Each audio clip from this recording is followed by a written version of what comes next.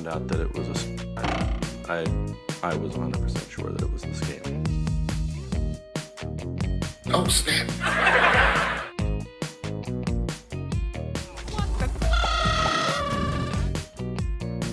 Summer, Dennis started withdrawing from the family, instead talking daily to a woman he met on Facebook.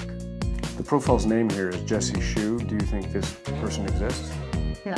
Over time, Jesse convinced Dennis to invest in cryptocurrency. Bowling!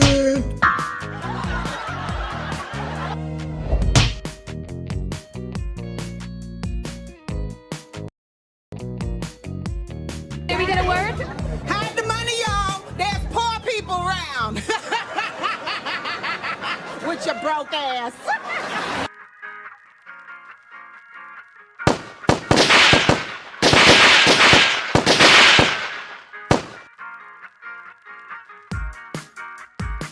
Who lives here is accused of shooting and an Uber driver. He now faces a charge and potential other charges.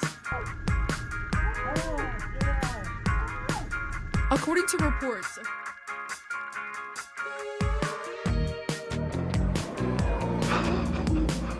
You're crazy, man. You're crazy. the calls were concerning an incarcerated relative, and Brock was told to meet at the courthouse to pay a ransom of $12,000 in bail money, or they would kill him and his relative. And that by law, we're only obligated to publish these numbers in the clerk's office 48 hours prior. Black, y'all, and I'm black, y'all, and I'm blacker than black, and I'm black, y'all.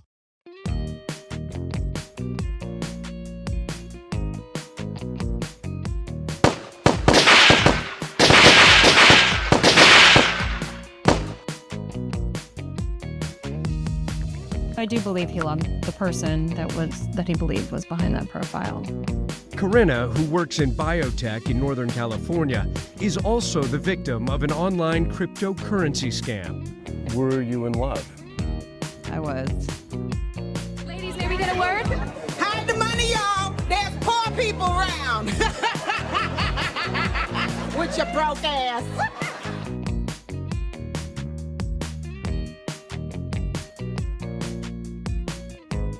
Oh, snap.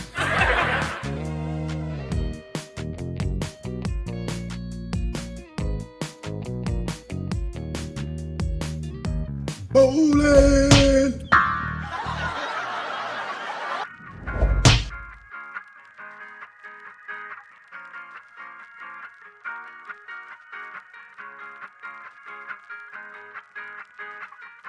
That's tomorrow, and that is it for us today. And we will leave you with a... I can't do it. We'll do it live. We'll do it live. Do it live. I'll write it, and we'll do it live. And thing sucks. Sucks. OMG. OMG. What is going on, Night Owls? I feel like it has been forever. I'm sure I've forgotten something. Something's not going to work tonight because it's been over a week since the last time I've been on this stream with you fine people. How are you? How's your week going? Shara Joel, thank you for being here. You know, I saw you earlier today, was hanging out in Jason with Dear Woke Christians live stream earlier than when he was covering the YSL Fannie Willis case, which was, bro, like I had no idea that case was gonna get that crazy though. But yo, man, happy to be back here.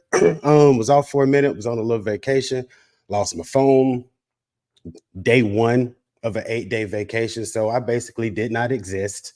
Couldn't get into anything, but we'll get into that later because it ties into a little bit of what tonight's overall theme is, and it's about scams and scamming and scammers. And of course, you know, the poster child in the face of scamming right now is the self-proclaimed super mayor, Miss Tiffany Henyard. And yeah, she's scamming and there's corruption there, but I wanted to use this live stream to go over some scamming all around, because we've got hot dogs, we've got baseball, we've got apple pie. But is scamming becoming another American pastime? Is it becoming another thing that Americans are being known for? Because all across the board, we be scamming. Scams everywhere. But anyway, we're going to get into that. We're going to cover some local people, pastors, restaurant owners, more government officials. Of course, Miss Henyard, the poster child, but also corporations, because they also scam as well. They get contracts, don't fulfill their obligations, get sloppy, cost the taxpayers a lot of money, sometimes lives. We're going to get into all of that. But anyway, Miss Shara Joe, thank you so much for being here. Yes, we were talking about Jason and the live streams. Jason will text me, man, at 5:30 in the morning. And sometimes I text him back, because that's what old people do. Go to sleep early, we up early. But anyway, we are going to jump in to let's see what we got going on here first for a night of scamming. Let's get a little bit of, it's a little quiet in here. Let's get a little bit of background music going on. Just a little bit. All right. And then let's see what we got for the first article of scams. Oh, and really right quick, I did a poll earlier today where I wanted to know who you guys thought were the biggest victims of scams. And I had the choice of nobody. Scams are a victimless crime. I had the individual victims themselves, the person that was scammed. I had companies/corporations, and then I had the community/the nation. And I think it was a 60-40 split between two answers, which was the individual victim themselves and the community. The community/nation got 40% of the votes.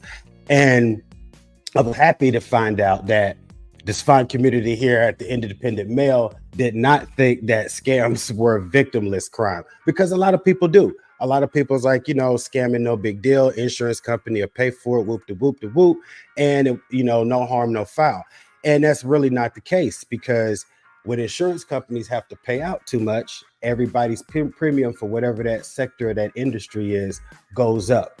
When companies and corporations have to spend a lot of resources for loss prevention, for trying to detect fraud, for trying to decide whether to issue chargebacks for identity theft and credit card abuse and debit card abuse and things of that nature, when they have to spend money and resources doing that, or they outsource it to somebody else, they roll that into the cost. They roll that into the cost for the goods and the services that you and I pay for. So we end up being also people that are affected overall by scams. We're also inconvenienced by scams. What do you mean? Okay, well, like I said, I was out of the country in Costa Rica and I lost my phone first day. Costa Rica is not a place where you go waltz down to the AT&T and Apple store. There aren't any. Okay, so once I didn't have my phone, I almost did not exist. Nothing I had worked. My work phone, my work computer was a brick. Couldn't use it because my phone received codes to get into it. Couldn't use my YouTube channel, brick. Well, no big deal. You're on vacation. Well, guess what else I couldn't do? Couldn't mess with any of my bank accounts. Why?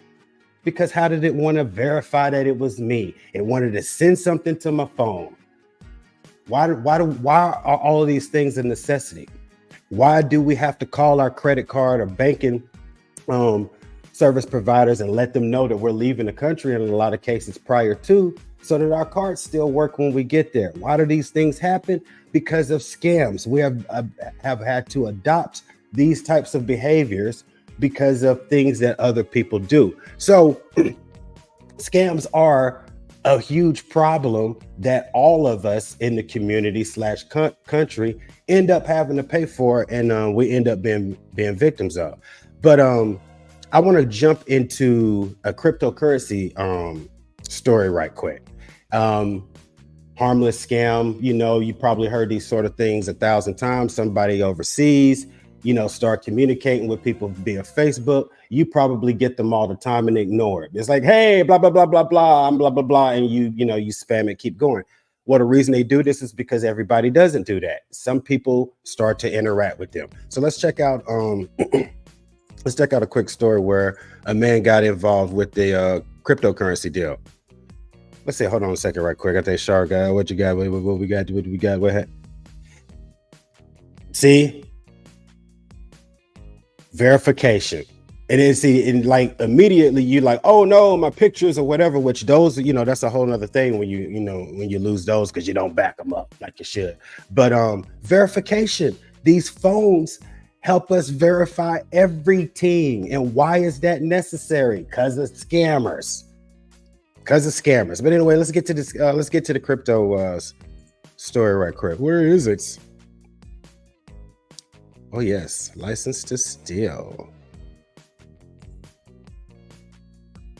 All right. Share this. Share the screen. Here we go.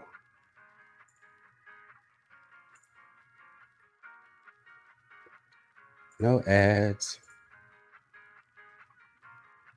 I hear that. Oh, I knew and you were my going to feet do just start that. tapping. I knew you were going to hit me with a commercial when I wanted you to be queued right up and start playing.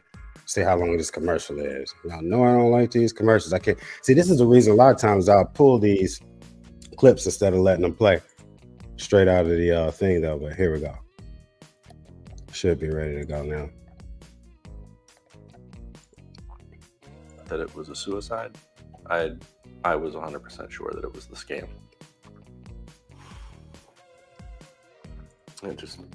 It crushed him. It like took the life out of him. It has only been a couple months since Matt and Adrian suddenly lost their father. I mean, our father was the grand optimist. He was always. And they extinguished that for him. Turn it up some. I meet them at Adrian's home in Northern Virginia, where their father's ashes have yet to be buried. Dennis Jones was an avid photographer, guitarist, and loving grandfather. But last summer, Dennis started withdrawing from the family, instead talking daily to a woman he met on Facebook. Ad blocker. The profile's name here is Jesse Shu. Do you think this person exists? No. Over time, Jesse convinced Dennis to invest in cryptocurrency. He Invest, pumped bro. more and more money in until it suddenly disappeared. Text messages show Dennis was desperate, and yet his children say he still trusted his friend named Jesse. I do believe he loved the person that he believed was behind that profile. Corinna, who works in biotech in Northern. And right quick, she said she do believe he loved the person. So again, oftentimes these scammers come across as quote unquote love interests before they start the scamming stuff. So they build some fake relationship, online, and then they start coming with the invest in, or somebody needs to be bailed out, or some of these goofy things, or the list goes on. California is also the victim of an online cryptocurrency scam. Were you in love? I was. Yeah, I really felt like I trusted this person. She says she first met her scammer on the dating app Bumble. How much money did you lose? In the end, I ultimately lost $150,000. Okie dokie. I went into a depression. I was depressed. Ashamed, embarrassed that I had done all this without sharing it with anybody. I've been a prosecutor for over 25 years. I spent 9 years in. And the thing is 150K is devastating to most of us. And she had the good story of just going into depression. You saw the first couple were like, they lost their dad. There was no just depression for him. He's out of here because of scams, a victimless crime. In sexual assault, and I've never seen the absolute decimation of people that I have seen as a result of pig butchering. Erin West is a deputy district attorney in Northern California, specializing in online crypto scams she calls pig butchering. We've got over $5 billion in losses. In 2023. In 2023. I think that has something to do with quote unquote fattening the victim up before, you know, starting with the scam or getting the cash out. That term pig butchering she just used. And that's up 38% from last year. And when crime is growing at 38%, that's something you better keep your eyes on. Using fake social media profiles. Right quick, Shara. You see, I said to most of us that it's devastating to lose. Not saying it wasn't for her. She said she went into a depression. But bro, I don't care what you're texting or IMing me. 150, getting 150.00 is going to be very difficult. All of those zeros? Okay. All right. I'm with you, Shar. I don't know. Scammers spend months gaining the confidence of their victims before convincing them to invest in cryptocurrency through fake websites. Those platforms claim huge profits until the money suddenly disappears into the pockets of criminal gangs, mostly based out of Southeast Asia. A 2023 CNN investigation revealed many scammers are actually themselves victims of human trafficking, like this Indian man named Rakesh. Imprisoned in this armed compound in Myanmar, he was forced to work pretending to be a Russian woman targeting Americans online. Like they're providing for us. I got a Russian girl. With using a Russian girl fake profile, I need to scam the people. Investigators warn of a mass transfer of wealth, stealing billions of dollars from. Yo, like I hadn't watched all of this. So, I mean, of course, you know, scammers pretend, you know, to be people and all of this stuff. What just blew my mind was that dude himself has been human trafficked. He doesn't even want to be doing it.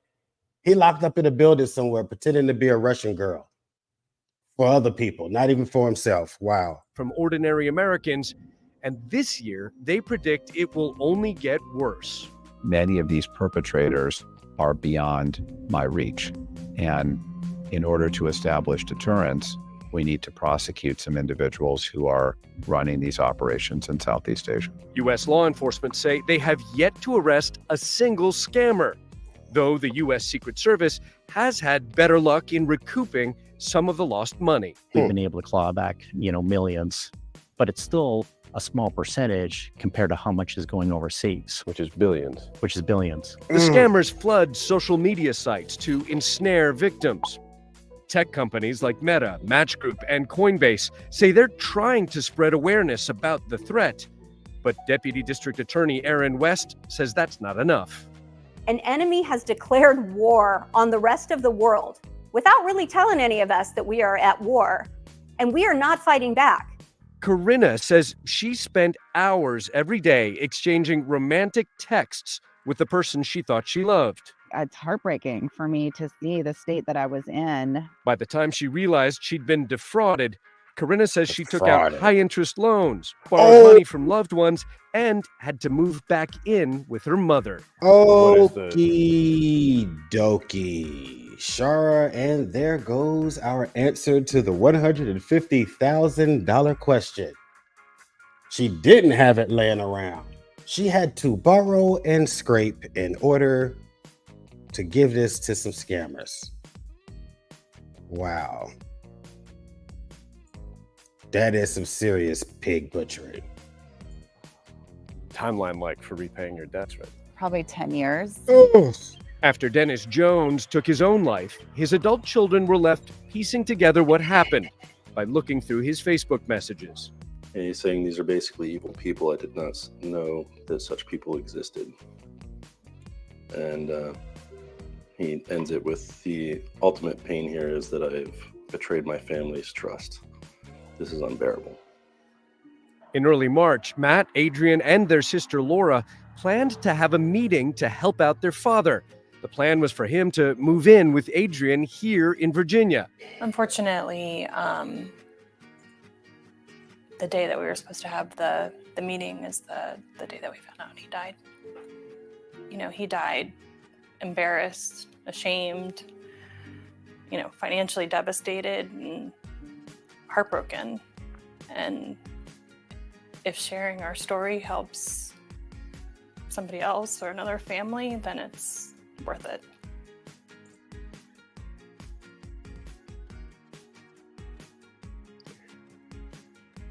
Somebody that had worked all his life. I believe they said he was 67 years old.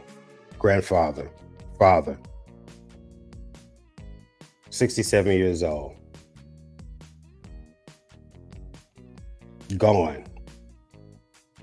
Whoever the scammers are, still living their best lives. No harm, no foul to them, no sweat off of their backs. All good. Victimless crime. And you know what, Shar? I wonder if we're talking, if I'm thinking about the guy that you put up with the computer hacker dude, because I've seen a guy that sets up scammers, and he'll go the whole nine and everything with them in order to get as much information as he can about and from them until they quit messing with him. And so there is a guy that does some excellent videos with tracking down scammers. I really like him. So you know, that was a sad story, and it was kind of extreme to be like, oh, let's start off the live stream, you know, with someone that had taken their own lives, and another lady that as an adult, she looked like she was middle-aged, had to move back in with her parents after taking out $150,000 in loans and whatnot over scammers. Crimes that a lot of people think aren't a big deal. No harm, no foul. Just the insurance industry. Okay. Well, it's a few YouTube channels out there to do that. So let's check out another recent result from scammers. No harm, no foul. Victimless crime, right? This again, the elderly is involved. This time, two elderly people. The victim of the scam and somebody that had nothing to do with it. Let's check this one out right quick. Behind me is where a scam call turned deadly, and I'm going to step out of the way here so you can get a look here. The man who lives here is accused of shooting and killing an Uber driver. He now faces a murder charge and potential other charges. According to reports, authorities say William Brock had been receiving multiple threatening scam calls the morning of March 25th. The calls were concerning an incarcerated relative, and Brock was told to meet at the courthouse to pay a ransom of $12,000 in bail money, or they would kill him and his relative. Around the same time of the call, Lolitha Hall received directions from the same person or an accomplice, instructing her to go to Brock's home to pick up a package for delivery. Dashcam video from Hall's car shows her arrived. This lady's just working. What did they say she was? 60-something? 60-something years old, probably trying to supplement Social Security, working for Uber, and this is what she comes to. Not even directly involved with the scam, not a scammer, not the victim, just somebody doing their job that day. To Brock's home to pick up that package. According to reports from the Clark County Sheriff's Office, Brock allegedly had a gun. This video appears to confirm that. The incident report says Brock allegedly took Hall's phone and wouldn't let her leave, and when she tried to go, authorities say Brock then shot Hall. They started fighting, and he shot her 2 more times. Authorities received a call from Brock saying he had shot someone on his property because they were trying to rob him. When units arrived, they found Hall with multiple gunshot wounds, and Brock was bleeding from his head. Hall was flown to Kettering Hospital in Dayton, where she died.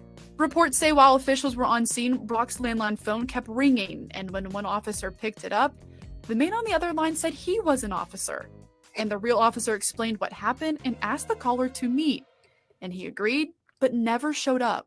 Of course We he reached did. out to Uber and they responded with this statement saying in part, quote, "There is no other way to describe this incident than a horrific tragedy. Our hearts continue to be with Lolitha's loved ones as they grieve her sudden loss. We have been in contact with law enforcement and remain committed to supporting their investigation." End quote. Uber also went on to say the account of the individual who ordered the Uber trip has been banned. The sheriff's office is also reminding residents to be extra cautious and that no law enforcement agency or court will call you and demand for bail money over the phone. That goes for any other court functions as well. Reporting in Springfield, Grace Hewitt, 2 News.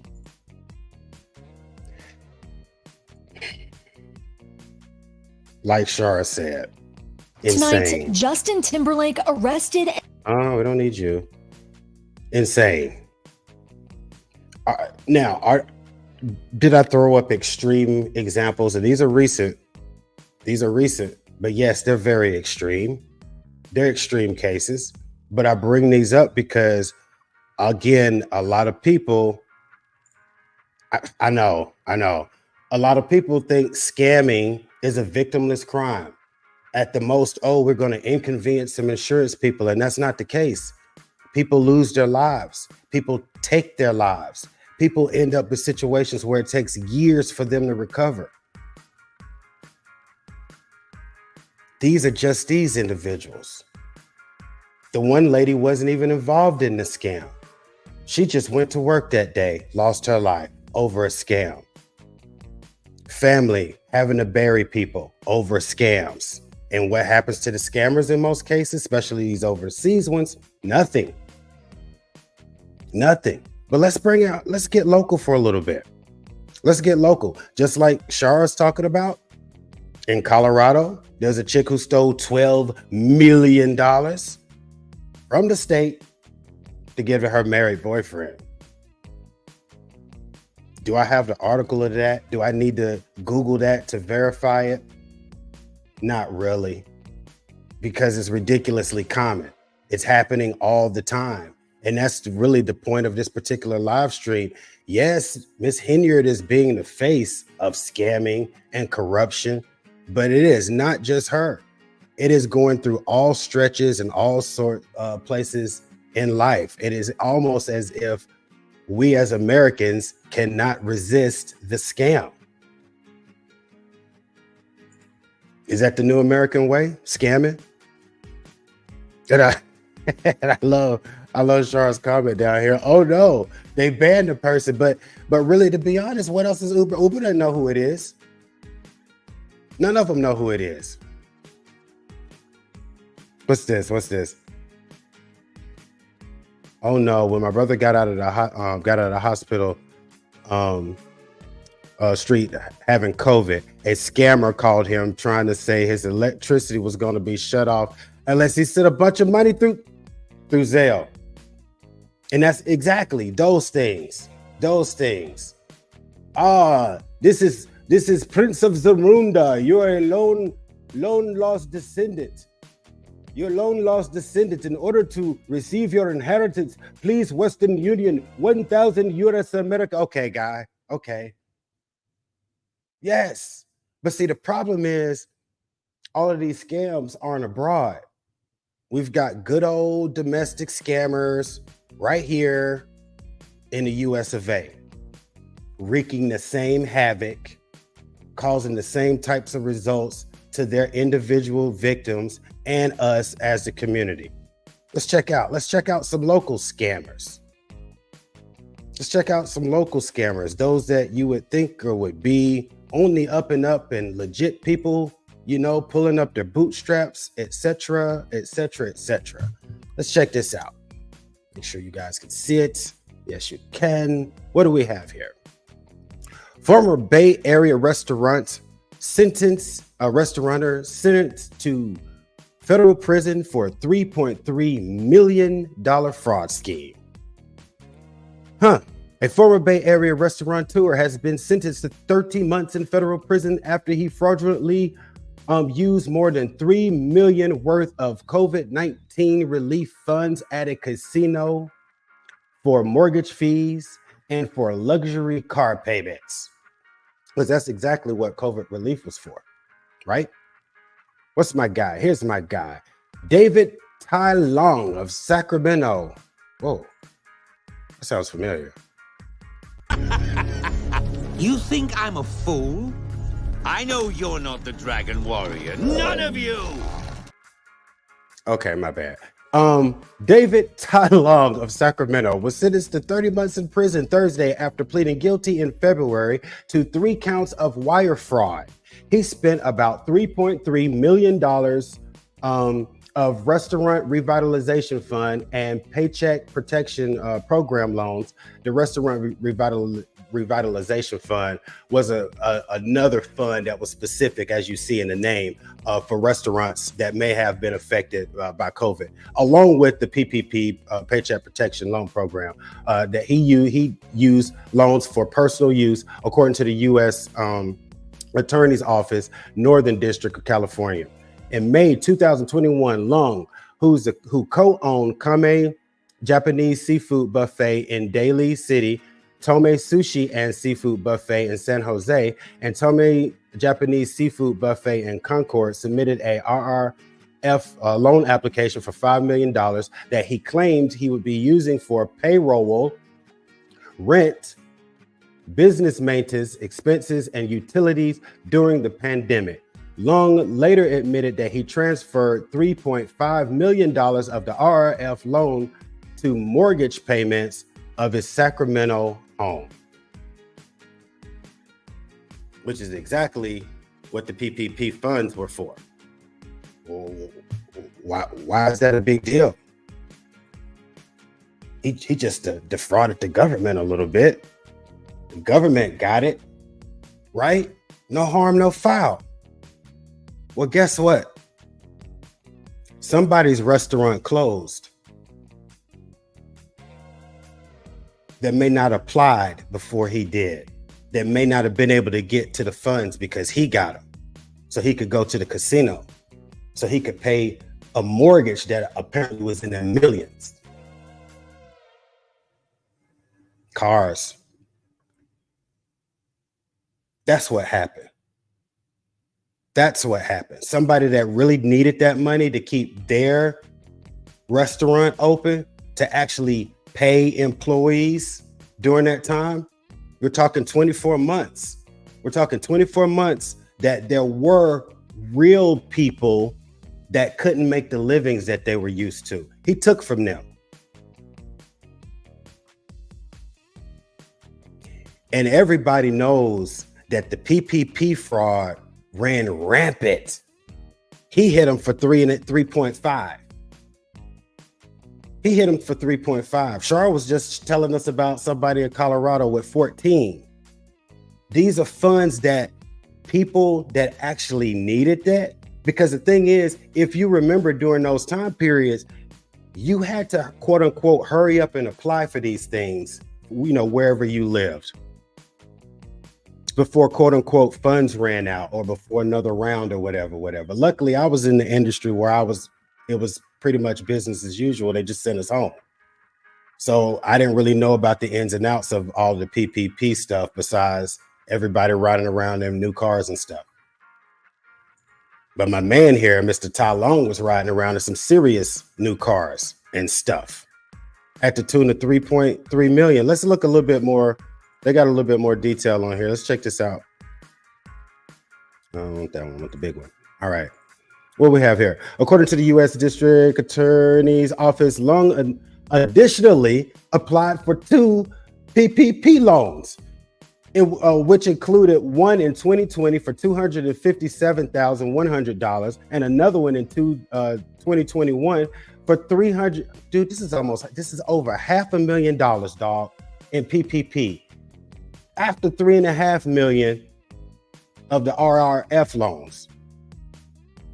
Long was originally indicted on charges of mishandling COVID-19 relief funds in August of 2022. You think, what does this say? And this isn't the first time he made headlines. In 2021, the U.S., Jesus, they was busy with this dude. The California Attorney General's office charged Long along, and two of his business partners, Sonny something Chan, I'm not even gonna try, and Wendy Lai Ipe something, whatever, with 65 counts of tax and wage.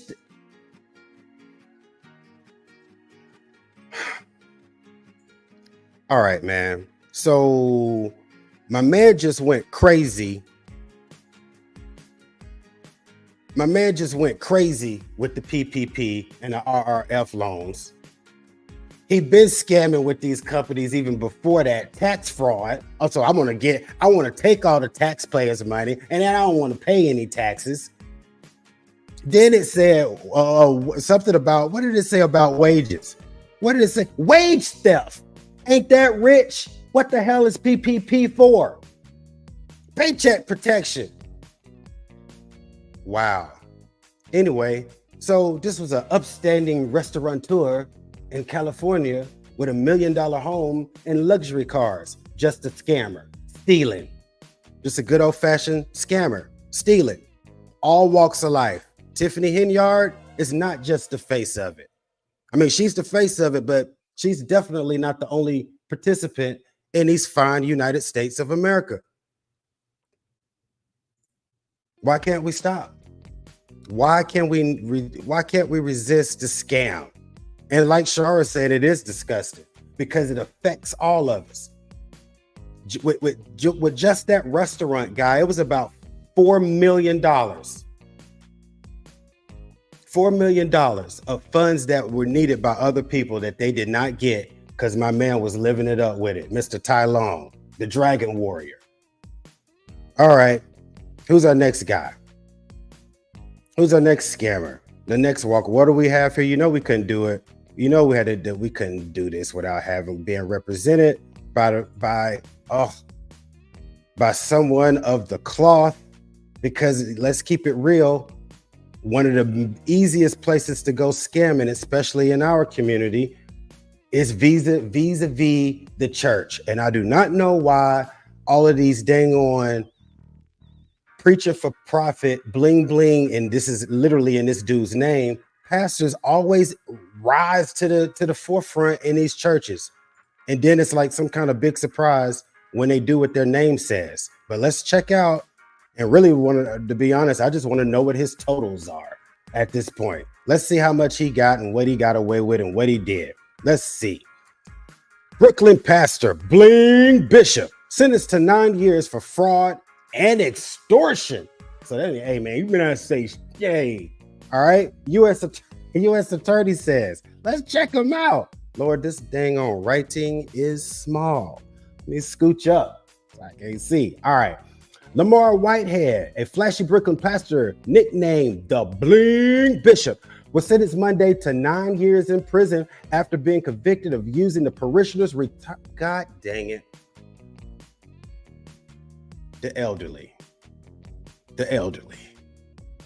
Okay. After using parishioners' retirement savings and trying to extort a businessman, U.S. attorney for the Southern District of New York announced. Whitehead was found guilty in March on 2 counts of wire fraud, as well as 1 count of attempted wire fraud, attempted extortion to make false statements to a federal law enforcement agent. The convictions are from 3 separate schemes. So my man done tried to extort. Yo, Angel Wings in the house. What's happening with you? Angel Wings, thank you so much for stopping by. We're just talking about these scams right quick and how they are affecting us all. They're not victimless crimes. In a lot of cases, they do not just affect the individuals themselves. They affect all of us. They take taxpayers' money. They take funds from programs that should be used for other people that actually need them. And in this case, the good Bling Bishop here has been stealing retirement funds and then tried to extort somebody to make false statements. But let's check this out because they said there was 3 separate schemes. So let's check out one. All right. In addition to his prison sentence, the 45-year-old New Jersey man was sentenced to 3 years of supervised release in order to pay $85,000 in restitution and forfeit $95,000. According to news release from the U.S. Attorney's Office and court documents. Lamar Whitehead is a con man who stole millions of dollars in a string of financial frauds and even stole from one of his own parishioners. He lied to federal agents and again to the court at his trial. Today's sentence puts an end to Whitehead's various schemes and reflects the office's commitment to bring accountability to those who abuse their positions of trust. Abuse their positions of trust. And the thing about it is, a lot of times with these schemes, trust is a big part of it. And they go about gaining the trust in different ways, whether it be a title. I am mayor. I am town supervisor. I am the pastor, or I'm a love interest. All of these things try to invoke trust in the quote unquote would-be victim. Trust. But you know what? I'm not going to keep talking about the Bling Bishop because the good guy, Hannibal, is hungry. Of course, bro. You know I'm going to skip you, right? Because I don't make $150,000 a year to give to you. All right. Hannibal is hungry. Actually posted about this dude's conviction, and then he posted a link to a previous video where he had actually talked about this guy's exploits. So I figured we check out what the details Mr. Hannibal had on my man's, as opposed to just me reading about it. Let's make him big. Yeah, let's make him big. All right. Let's see what the Bling Bishop is up to according to Hannibal is hungry. And I need to run by there and send you a super chat. He lost more than $1 million in jewelry during a highly publicized robbery at his Brooklyn church. Now, the so-called Bling Bishop is also poised to lose his freedom. Lamar Whitehead facing decades in prison after a jury convicted him today on federal charges, including wire fraud and attempted extortion. Flexing millions of dollars, wearing luxury clothes, and riding around New York City in a Rolls Royce. Come on, bro. This is Lamar Whitehead. This man was supposed to be a man of spreading the gospel. But this supposed bishop was nothing more than a swindler, scammer who deceived millions of people and stole millions of dollars. His preachings of personal enrichment was disguised as religious doctrine that captivated millions. What did I say? That preaching for profit. Preaching for profit. We got to stop falling for that. Millions of followers who was caught up in his flashy success stories, but ignored the warnings of his sneaky, greedy ways. Behind his flashy lifestyle, he's nothing but a scammer in disguise, pushing a message of scammer in disguise. Okay, I'm sorry. The story of Lamar Whitehead, the Bling Bishop of Brooklyn. Tell me about it, my man. Whitehead is shrouded in mystery, almost as murky as his later actions, being a complete scammer. He was born in 1978. He claims to be the son of Arthur Miller Jr., a man who tragically died in police custody after being arrested for a suspended license. Let me guess, he was. The story gets a little confusing. It turns out that Miller's family's records tell a completely different story. Arthur only had one son, aged 12, and 3 other girls, aged between 8 and 16, when he passed away. So the question is, did Whitehead make up a story for a dramatic storyline? He even posted about this supposed father on Instagram. But we're not the only ones questioning his family connection. Arthur's youngest daughter, the real one with the birth certificate, has said she knows nothing about Lamar Whitehead. I don't know nothing about you, bro. Half-brother. She said that even Whitehead contacted her decades ago. He claimed to be the stepbrother, but she insists her father never acknowledged Whitehead as his son or mentioned him at all. And this is a huge red flag. And you'll see more red flags later on in the story. Whitehead apparently asked Miller's family for money, claiming to know about the funds related to his alleged father's tragic death. So Miller Bradford got furious and challenged him to take a DNA test to prove his claims. According to reports, Whitehead just hung up the phone. Oh. Why does all this matter? Other than the fact that he's probably finding a way to be a scammer, it's because Arthur Miller's death had a big impact on the country 40 years before the George Floyd incident. His death sparked a lot of protests at the time. So this is why his daughter is so upset that Lamar is using and making up this story to act like he's fighting for something. Whitehead not only ignores Miller Bradford's accusations, calling her a liar, but he even tells the media to do a DNA test, which he refused to do himself. His lawyer won't say if Miller's name is on Whitehead's birth certificate. After high school, Whitehead got offers from good universities for sports scholarships. Angel Wings. He chose to study accounting and videography at a small college in New Mexico. Hold on, first of all, he went back. I'm sorry, wait a minute. Yeah. See, that suit should have told you guys. Drop it in the collection plate. Should have told you everything you needed to know. Anybody that wants to be seen that much, that wants to draw that much attention to themselves, they are not there to give you anything. Not the word, not any guidance, nothing. They're not there to give you anything. Jeez, people, stop it. Choreography at a small college in New Mexico, but he went back to Brooklyn after his studies. Lamar Whitehead seemed to dive into the spotlight. He tried acting, modeling, even recording some hip-hop songs. But those things didn't go so well because he later got into real estate as a mortgage broker. And speaking of real estate, Whitehead's business seemed to be doing really well. So well, in fact, he managed to buy a nearly $500,000 house in New Jersey. Of course he did. Good afternoon, everybody. This is the Bishop Whitehead. And I'm gonna walk y'all into my prayer closet. Really? This is my prayer closet. And then when you walk into my shoe closet. Oh, for a second. Hold on, bros. Hold on. Before we get back into his closet. I want to jump back to a couple of comments right quick because Shara and Angel Wings, y'all cooking this dude up in here. Y'all cooking this dude in here. And I like Shara comment here when she said, this can be said about so many of these prosperity preachers, bro. So many of them. And then Angel Wings. It just looks scammy. Yikes. But seriously, and like you guys were saying, and this is for real part, and that's what I was talking about, messing with the outfits or whatever. Once you recognize someone as self-serving, and I'm not just talking about in the pulpit, I'm talking about also in governance. They give you these clues when they need to have hair and makeup and all of this stuff arrive before they come talk to the people about the people's business. That's self-serving. Those things should be red flags.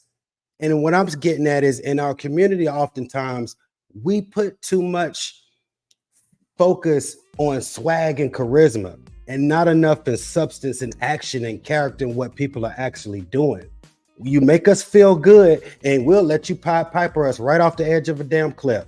But I feel good. Anywho, again, reminds me of Jamal Bryant. No shame. But anyway, let's go back to my man's prayer closet with LEDs and 1,000 pairs of shoes. Let's check it out. Every designer wear. Yeah, we see it. Designer wear for days. Yeah, because that's what happens when you skim for days. Climb too fast, his success came crashing down dramatically. Oh, hold on, y'all In can't see it. 2004, authorities were getting loads of complaints from people saying that the identities were being used illegally to buy Range Rovers. Soon after, the police arrested a suspect for identity. When they looked into it, they found someone else at the same address as the suspect. Guess who? Yeah, you already know. Authorities quickly thought that Whitehead was somehow involved, maybe as an accomplice or even a leader. But that's when a year-long hunt to catch him began. While he was on the loose, Whitehead was not going to waste any more time. He took advantage of his freedom and kept on scamming. In 2005, he asked for a hefty loan of $200,000 from a renowned film director. This tells you that Lamar knows how to rub shoulders with the right people. Lamar promised to pay it back in a month with a generous interest of $25,000. Of course. But he never kept his word. Of course 3 he years didn't. later, a lawsuit from that director for about $306,000 landed at his doorstep. Or should I say, at the prison bars. Because finally, in 2005, the police finally caught up with him. Thanks to a tip-off, someone has bought a motorcycle in Brooklyn using someone else's data. Hold on. He was driving around in a maroon Range Rover. Yo, my man said 2005. He has been at scamming and doing junk like this since back then. It was uncovered that Whitehead was running an extensive identity fraud and theft ring to secure at least $2 million in loans and purchase high-end vehicles. Over 50 identified victims across multiple states were stripped of their identities by the scammer's insatiable greed. charges poured onto Whitehead, who in 2008 was found guilty and sentenced to 5 years behind bars, a sentence that, far from reforming him, only seemed to have hardened him in his deceitful ways. Whitehead headed straight to the ministry.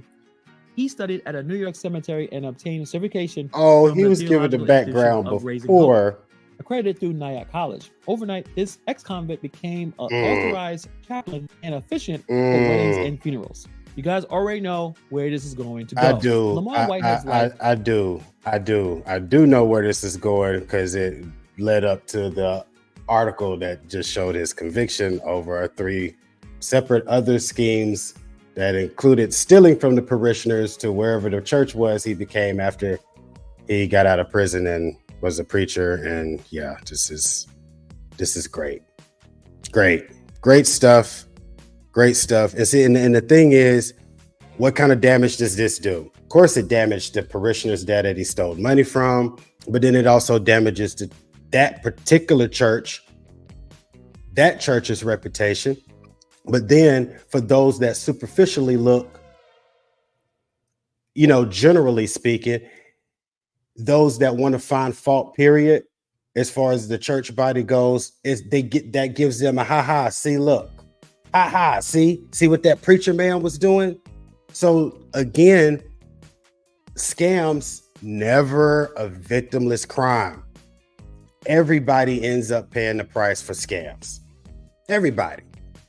But keeping up with the theme, we seem to not be able to resist the art of the scam here in America. All walks of life, fine business people, preachers, government officials can't stop, won't stop scamming people. When the opportunity arises, for some reason, most of us cannot resist it. What we got next? Oh.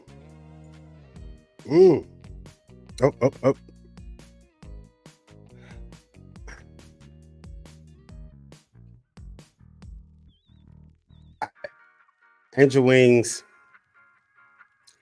Of course, we want to sit here and be like, stealing from the church, how could you?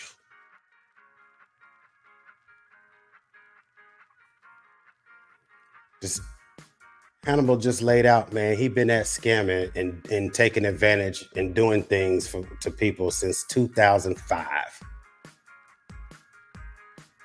Getting out of prison and becoming a preacher and scamming some church members was the last thing that was going to give him a conscience. What it gave him was a prayer closet full of fine luxury shoes, designer shoes. Scams. It's the American way. Let's go over here to the government right quick.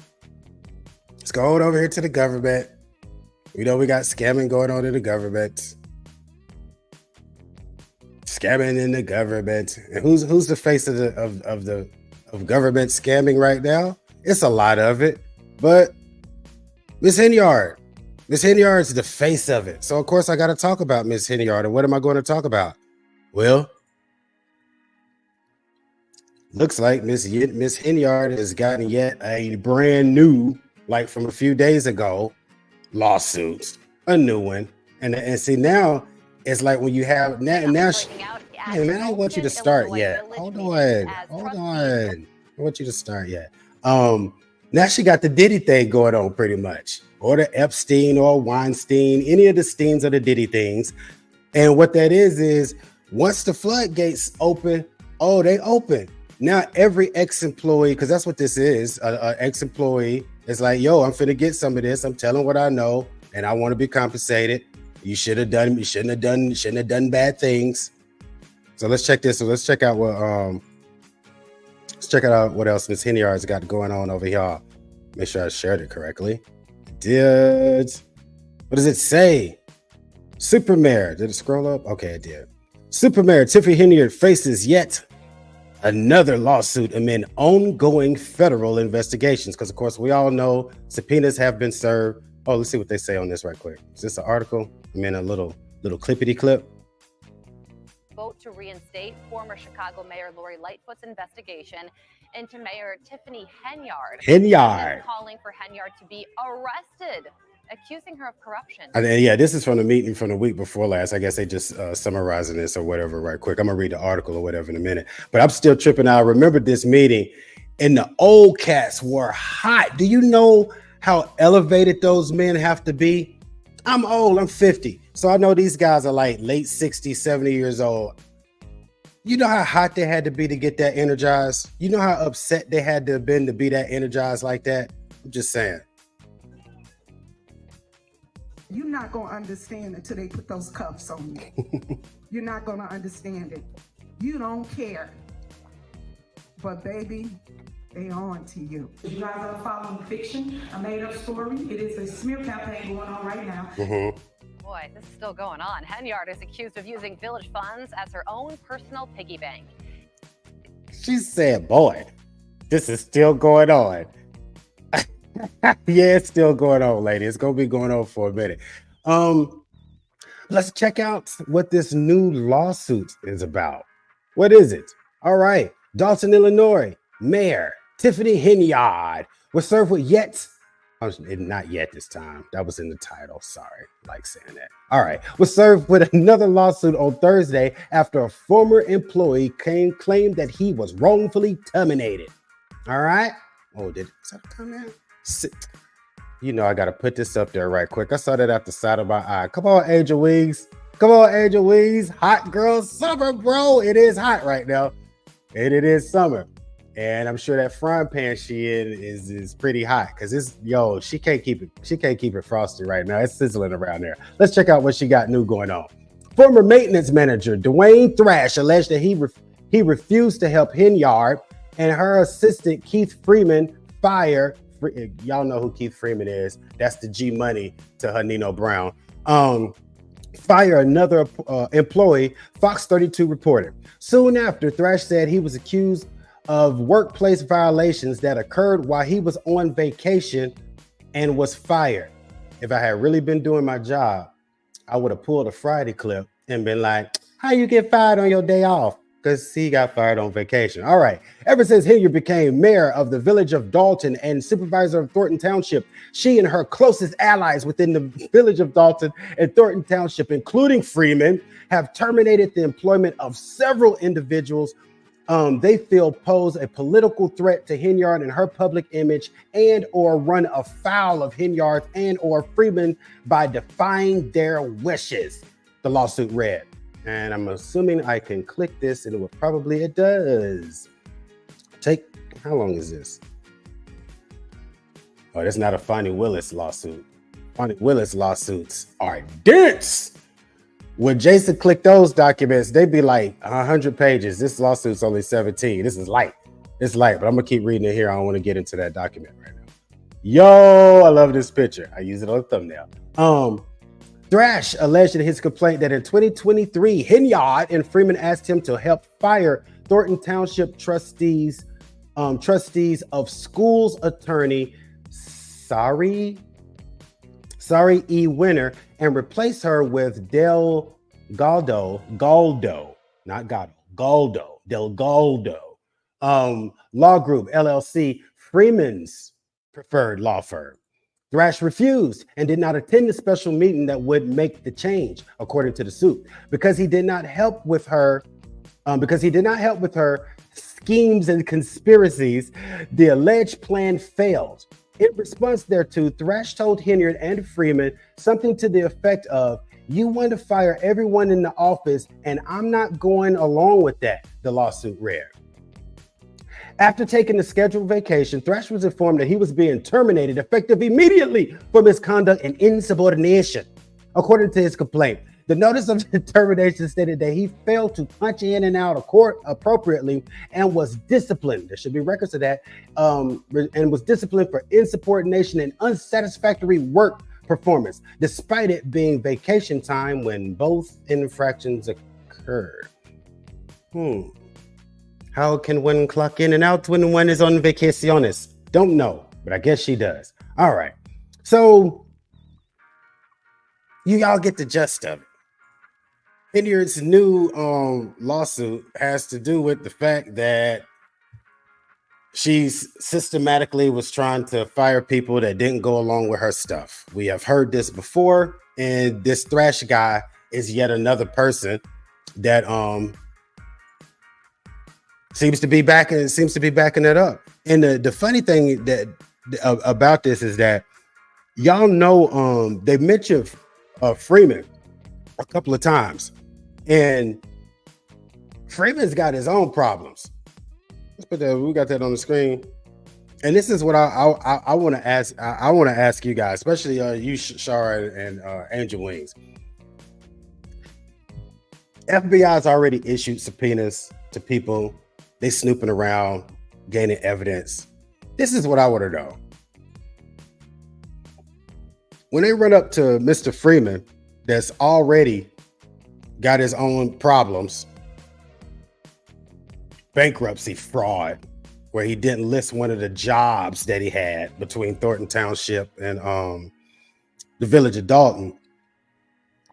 When they come up on Mr. Freeman and they be like, we can help with some of this other junk you got going on, if you go ahead and finish telling us where all these Henyard bodies are, how long y'all think it's gonna take for he flip? Because he looking acrobatic as hell to me. I think he flipped when you dog look,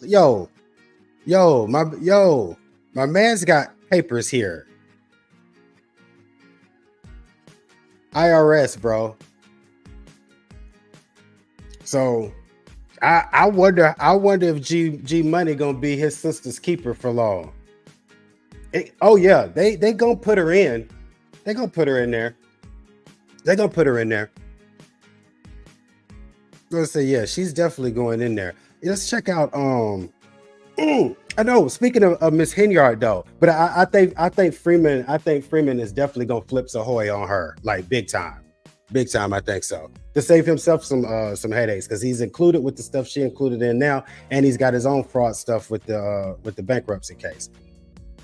But let's check out what did I want to check out with this. Oh, I know what I wanted to check out right quick. Let's not yet. I saw something interesting. You know, speaking of the village of Dalton and Thornton Township, a good channel friend, Tony Joy, she's actually a resident up in the village of Dalton, Thornton Township area. So she's boots on ground. She started her YouTube channel, and she provides footage at some of the meetings now when she gets there. So I like to look at some of her stuff. And when I was on vacation last week, she posted a video of a very young, articulate man that had a question for Miss Henyard that I don't believe was answered, but I found it interesting because Flips Ahoy. I found it interesting because I had been on their website, there meaning the Village of Dalton's website, looking for something, and I couldn't find it. But anyway, I'm gonna go to Tony Joy's video of the young man's question, so y'all can see what he was talking about, and then I'm gonna show you why I wanted to know about it. I live on 15324 South Holland, Illinois. And you know, like I said, I'm 23. This is my first town hall meeting. Congrats. And I think one of the important things that you actually mentioned yourself, Supervisor, is that you know, men lie, women lie, but numbers don't. Data doesn't. All right. So I understand that there's get comfortable, my man. Get comfortable. We're only obligated to publish these numbers in the clerk's office 48 hours prior or hand it out. But it's worthwhile to evaluate policy as opposed to law. So like my question would be, you know, you want civic engagement, especially from the youth, but isn't it worthwhile taking good faith actions that will actually lead to an increased amount of engagement? So for example, one of the questions that I actually asked, and I didn't necessarily get a clear answer, obviously, you know, fill in the blanks, I got the answer, was that, hey, if this is information that is being readily produced, it's clear that we have a database that has these numbers that we're, you know, using to concatenate all this information. Why isn't that being published online for increased accessibility? You know, this is what I mean by good faith actions. You say that you want us to be civically engaged. You say that you want us to be showing up and be present in these meetings. But from my first meeting at Thornton Township, it seems like there's actions that are being taken that are at the detriment of the citizens of this township. I thought that was an interesting question. And we've seen it for those of us that follow these town hall meetings. We've seen, you know, Mayor Henyard try to shame the citizens and tell them they don't know anything, and that they're letting news outlets and maybe YouTubers or whatever feed them information when they need to come look at the facts, come to her meetings and get the facts. Well, I like what the young man brought up. He was like, well, if this was really good faith, why are a lot of these numbers and a lot of this information not just readily available on the website where people can go look it up and go see these things for themselves?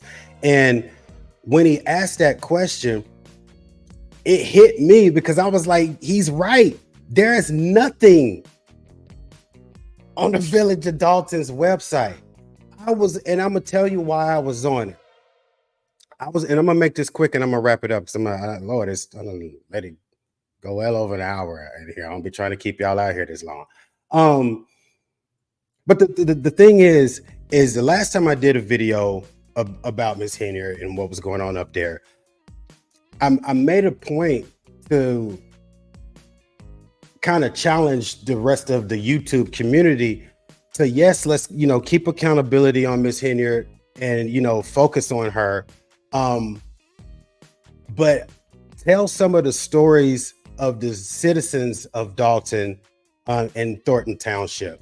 Be a little bit more concerned about those and not just the drama going on in the town hall meetings. So while I was on vacay, I was, you know, thinking about how I could also support that community more than just talking about stuff, you know, on the YouTube channel. So one of the things I wanted to check out or look into was their city, the Village of Dalton's municipal bonds. Municipal bonds are a way that you can invest in any municipality, a city, town, state, even the country. You can buy U.S. Treasury bonds, and really all they are IOUs from that city or that county or that state or whatever. And so I wanted to see what their bond rating was. I know that it probably wasn't going to be super high. You know, they rate them A, AA, AAA. You can get Bs or whatever. But I just wanted to get an idea of what it was, what kind of information I could get, and show you what I got. Let me share. Let's just quit sharing that screen and share a new one.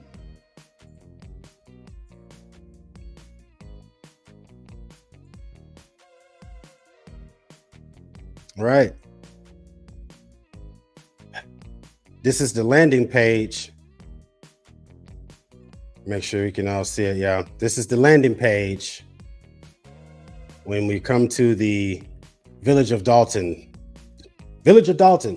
official government page, this is what you get. Can't even scroll the dang on page because I got a mural of the super mayor blowing fake Father's Day kisses. Cool. All right, let's get to the info. All right, board meetings, traffic court schedule, pay water bill, some employment opportunities, apply for something, and another picture of her. More pictures of her. Where's the bond info? Where's the bond info? Okay, really right quick. Really right quick. Let's stop sharing that. I'm gonna share something else. I live in Smyrna, Georgia. If you ever, Shower, you probably heard Jason say it. Down the street from him in Marietta up here in Cobb County.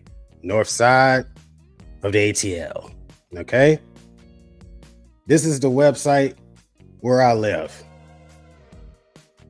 Robust. Find all of your services. Look at this, right? Bond rating. Click here. Moody's bond rating. AAA, AAA link document for Standard & Poor rating elevating Smyrna's from AA plus to AAA.